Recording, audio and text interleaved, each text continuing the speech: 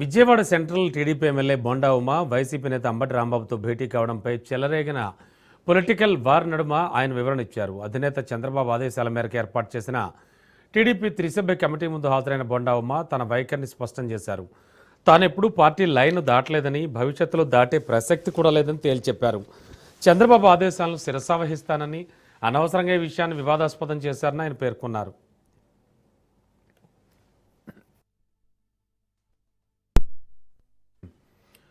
కాపు ఉద్యమ నేత ముద్రగడ పద్మనాభం సంవత్సరం సభకు వెళ్లిన సమయంలో అక్కడ వైసీపీ నేతలను కలవాల్సి వచ్చిందని బోండా ఉమా కమిటీకి వివరించారు. అంబటి రాంబాబుతో తనకు దాదాపు 3 దశాబ్దాలుగా వ్యక్తిగత పరిచయం ఉందని, ఆ క్రమంలోనే ఆయన తన వద్దకొచ్చి పలకరించారని తెలిపారు. తాము కేవలం కాపు సామాజిక వర్గ సమస్యలపైనే సాధారణంగా మాట్లాడుకున్నామని, అంతకు మించి ఎటువంటి రాజకీయ చర్చలు జరగలేదని వివరణ ఇచ్చారు.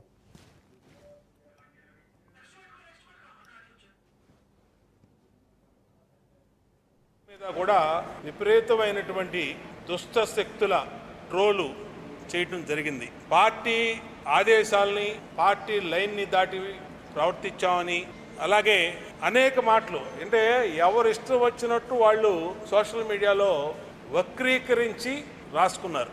మొదటి నుంచి నేను 25 సంవత్సరాలు ఈ పార్టీలోకి వచ్చి తెలుగుదేశం పార్టీలో బోండా ఉమా ఏ రోజు కూడా పార్టీ ఆదేశాలు, పార్టీ లైను దాటడు. చంద్రబాబు నాయుడు గారి ఆదేశాలని, చంద్రబాబు నాయుడు గారి ఉద్దేశాలని, చంద్రబాబు నాయుడు గారిని ధిక్కరించే విధంగా ఏ రోజు ప్రవర్తించబోను. భవిష్యత్తులో కానీ ఇప్పుడు కానీ మీరే ఆలోచన కూడా బోండా ఉమాకు లేదు. అక్కడ జరిగినటువంటి